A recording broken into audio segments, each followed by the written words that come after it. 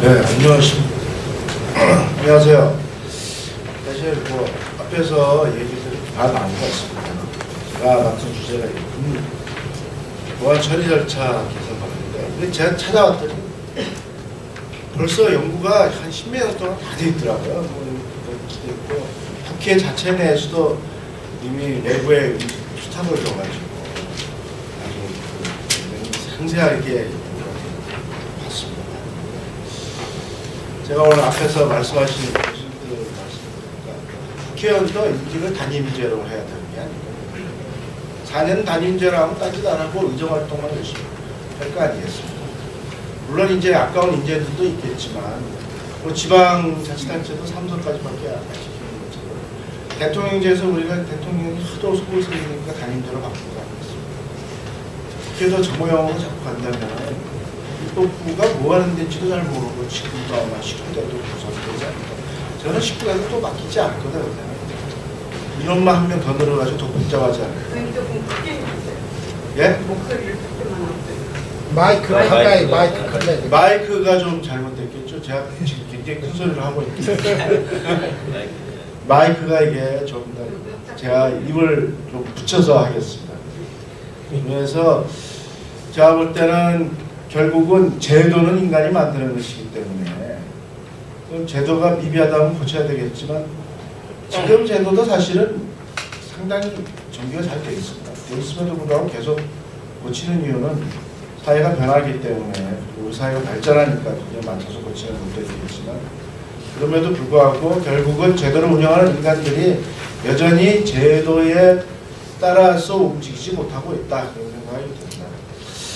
제가 맡은 주제와 관련해 가지고 이제 뭐 제가 열심히 썼습니다. 왜냐하면 제발 좀 입법부가 입법이 뭐라는 건지 그리고 얼마나 이게 중요한 기능을 하는 국가기관이면서 헌법기관인지에 대한 인식을 하고 입법부의 구성원이 돼서 활동을 했으면 좋겠다.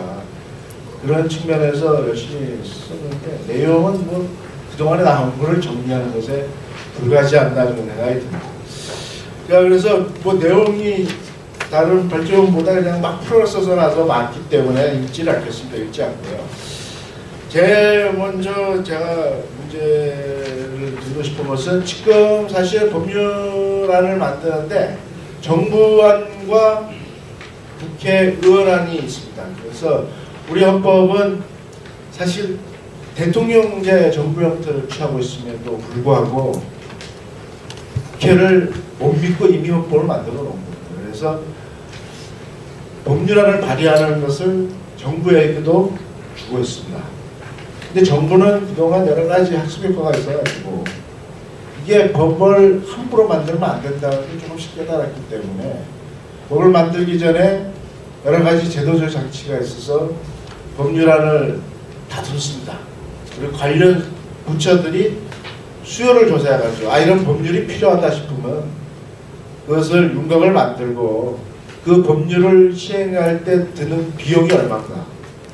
즉 국가 예산이 들어가는 법률안의 내용 같은 경우는 비용 추계를 만들어서 도대체 이 법을 만약에 제정돼서 발효가 돼서 시행되면 국가 예산이 얼만큼 계속 지속적으로 들어갈 것인지도 좀 더 고려해 봅니다. 그리고 또 관련된 부처들에게 또 취합한 다음에 법제처로 보입니다. 법제처에서는 작업까지 다 심사를 합니다.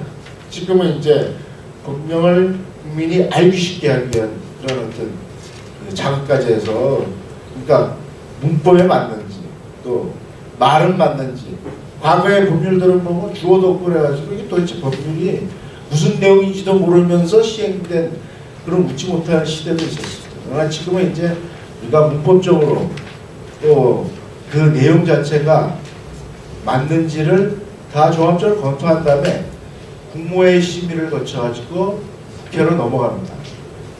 그런데 문제는 국회에 있는 거예요. 왜냐하면 국회가 법률안을 의결해야만 그것이 정부로 이전돼가지고 공표되고 국민에게 적용될 거니까 현실적으로 쓰일 수 있으니까. 그래서 국회가 중요한 거예요. 그런데 국회는 또한 국회의원이 법안을 제출할 권한을 갖고 있습니다. 당연한 거죠. 왜냐하면 국회는 우리나라에서 헌법에 의해서 입법의 권한을 부여받은 국민의 대표기관입니다. 그래서 국회는 입법부나 행정부나 사법부하고 달리 국민이 직접 구성원들을 다 선출하지 않습니다. 그러니까 사실은 국회의원들은 개개인이 다 국가기관이에요. 이미 헌법재판소는 그것을 증명을 해서 재판에서 그것을 언급했단 말이죠. 그러면 국회의원 개개인은 다 헌법기관으로서 입법자로서 역할을 수행해야 됩니다.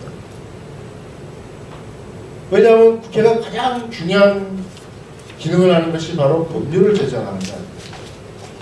이 법률은 국민의 실생활에 다 적용됩니다. 그리고 국가의 조직을 구성하는 데 있어서 핵심적인 내용을 만드는 것이고, 법률에 의해서 모든 국가 활동이나 국가의 자격이 이루어집니다. 그런데 잘 보시면 수시로 헌법재판소 가서 위헌 결정이 나옵니다. 그거는 법률을 엉터리로 계속 만들고 있다는 소리예요. 아까 우리 앞에 말한 장 교수도 말했지만 개인 이익주의라든지 집단 이익주의, 그러니까 정당 이익을 위해서 만드는 거예요. 또는 집단들의 이익과 그런 음성적인 로비를 통해서 법률을 만들다 보니까 법률이 항상 문제가 되고 국민들에게는 정당한 법의 적용을 불신하게 만듭니다. 그래서 법이 오히려 약자를 보호하는 것이 아니라 있는 자의 무기로서 둔갑하는, 그래서 유전무죄 무전유죄라는 말까지 만드는 그런, 결국은 어떻게 보면 악의 도구화되는 인식으로 국민에게 다가온다는 것은 입법부가 자신들의 기능을 제대로 하지 못하고 있다는 겁니다.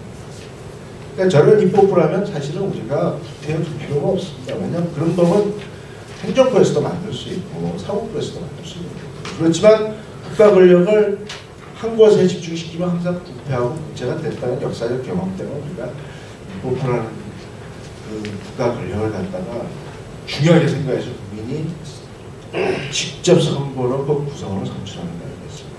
바로 그런 점에서 봤을 때 우리나라의 지금 국회법이라든지 관련 법률 경우 입법 절차는 어느 정도 완성되어 있습니다. 근데 자세히 보면은 다 빠져나갈 구멍을 만들어 놨습니다. 그러니까 정부안이든 의원이 제시하는 안이든 제출이 되면, 발의가 되면은 국회의장이 그걸 본회의에 올려놓고 그 다음에 관련된 소관 상임위원회에다가 배정을 해줍니다. 근데 그럼 상임위원회가 그걸 배정을 받죠. 왜 상임위원회 갖고 국회의원들이 그 싸우는 줄 아십니까? 왜 이해관계가 달렸어요. 그죠? 가장 인권이 많은 상임위에 서로 가려고 그럽니다. 힘이 센 상임위에 서로 가려고 합니다. 그러니까 이 상임위원회 중심주의가 우리나라에서는 엉뚱한 방향으로 하고 있습니다. 사실은 근본적으로 국회가 운영되라고 유럽에서 만들어진 상임위원회 중심주의는 우리나라에서 의원들의 이익 다툼의 중심지가 되는, 정말 어떻게 보면 제도가 만들어져서 그 제도가 운영될 때 어떤 긍정적이고 장점이 우리나라에 보면 다 부정적으로 단점으로 강합니다. 그래서 제가 볼 때는 국회도 의원들이 지금 실명제 발의할 때 그 법안에 대한 실명제를 쓰고 있습니다만 그거는 형식적이고, 그 법안은 아까 또 말씀하실 때 그 좋은 법안이 아니라 모든 발의되는 법안에 대해서 발의자 이름을 붙이고, 그 다음에 소관상임위원회 될 때는 책임제로 해서 지금은 상설소위원회에 배정을 한다. 위원회에서도 상설소위원회. 근데 이것도 사실은 상설소위보다 책임의원제를 넣어가지고 아예 법안을 한 명이 담당하는 의원에게 그걸 책임을 지고 그게 잘못될 때는 책임을 물을 수 있게 만드는 그런 제도를 명문화시켜야 됩니다. 그래서 그 의원에 대해서 상임위원회에서는 독일 제도처럼 말이죠. 공식적으로 독해를 아예 공개적으로 가져야 됩니다. 그래서 1차, 2차, 3차를 가진 그 제안된 법률안에 대해서 문제점을 심도 있게 논의해서 제대로 된 법안이 만들 수 있는 절차를 아예 구체적으로 법안에 명시하는 것이 더 좋다. 그렇게 제도화시키지 않는다면 지금처럼 두리뭉실하게 또 경우에 따라서는 비공개로 결국 국민이 어떤 법을 만들지도 모르는 가운데서 결론 딱 만들어낼 가능성이. 그리고 필히 독해마다 공청회라든지 청문회를 통해 가지고 국민의 의견을 수렴해.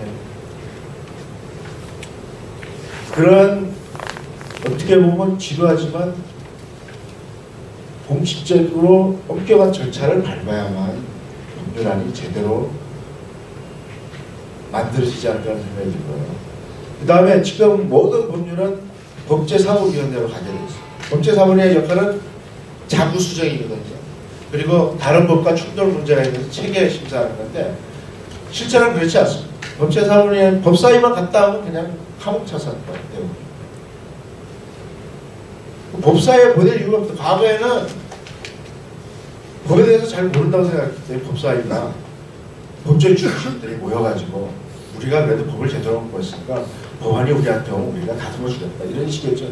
지금은 각각 소관상임위원회나 이런 데서 다 다듬을 수 있어요.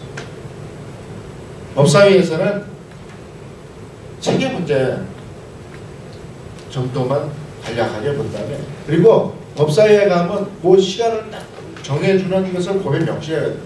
일주일 안에 끝내든지 아니면 그냥 붙들고 앉아서 하염없이 자기들 이해관계에 따라서 본회의에 상정을 안 합니다. 그래서 그런 것들이 제도화되어야 된다는 거고요.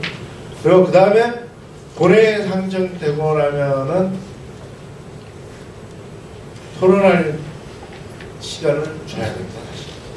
그래야 부득이 통과는 안 시키고 이미 헌법재판소는 부적판 절차는 위헌이기 때문에 인정할 수 없다는 판결이 1997년에 나왔습니다. 그렇지만은 여전히 국회 자율성을 보장하고 독립성을 보장해야 되기 때문에 그렇다 하더라도 법안이 통과돼서 효력을 발생하면 그 법안에 대해서 효력을 부정하는 그런 판결은 나오지 않고 있습니다. 그것은 권력분립원칙에 따라서 어떻게 보면 당연하다고 볼 수 있지만 다른 한편에 있어서는 본회의에 토론되고 그리고 제일 제가 조금 전에 김영호 교수님도 말씀하신 분이지만 민주주의의 핵심은 뭡니까?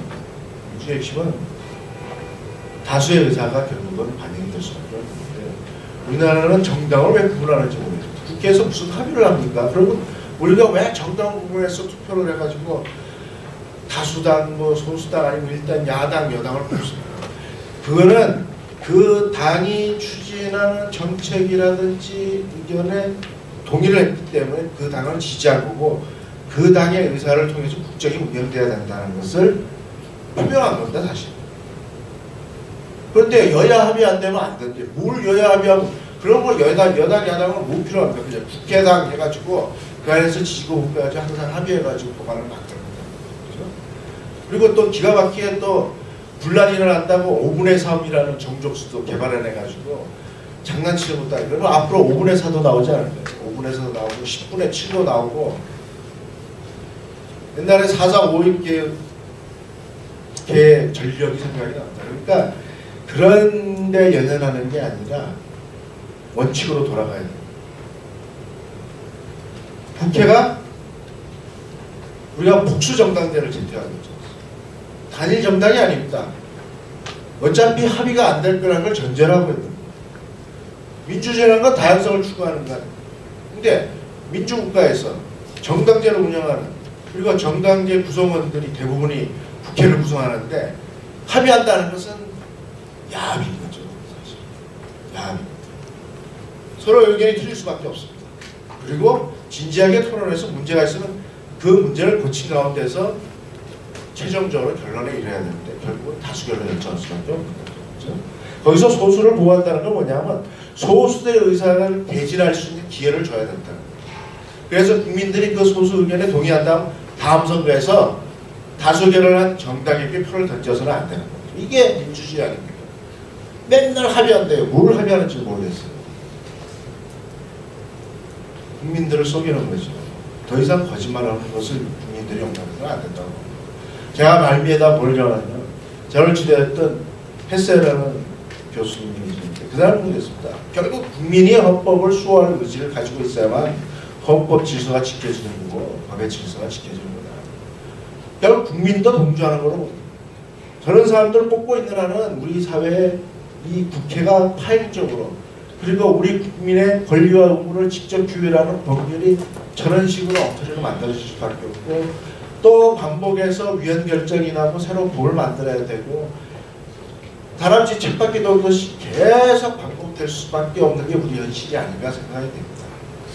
그래서 이번 19대 국회에서는 제가 거기 제 쓴 글에 이제 앞으로는 국회의원 자격을 박탈하는 규정도 둬야 된다고 생각해요. 왜냐하면 입법도 하지 않은 국회의원이 무슨 국회의원입니까? 입법기관의 제1차 기능이 입법인데 법률안도 제대로 못 만드는 국회의원들한테는 자격을 줘서 안 된다고 생각해요. 그래서 법률안이 진행되는 절차에서 방해를 놓거나 아니면 제지하거나 여러 가지 기타의 행위를 하는 몸싸움 방지법이라는 그런 말도 안 되는 얘기할 필요 없고요.